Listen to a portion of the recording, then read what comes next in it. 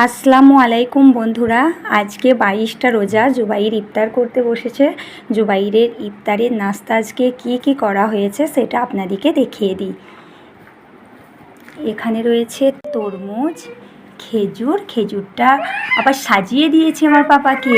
এখানে রয়েছে মোসাম্বি, শসা, পেঁপে, আপেল, কি হয়েছে পাপা, কলা, কমলা লেবু, আমসত্ত্ব, আর রয়েছে চেরি। আমার পাপাকে সুন্দর করে সাজিয়ে দিয়েছি, তাই তো পাপা?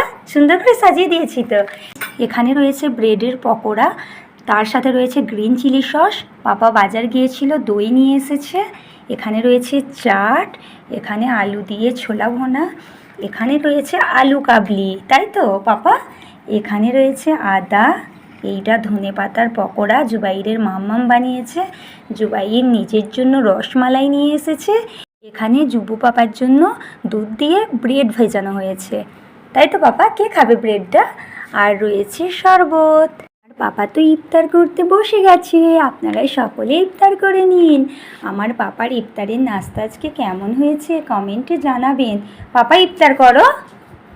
কি হয়েছে পাপা? আমার পাপা তো ইফতার করছে দই দিয়ে। তুমি ইফতার করছো? দই দিয়ে তুমি ইফতার করছো? সবাইকে ইফতার করে নিতে বলো।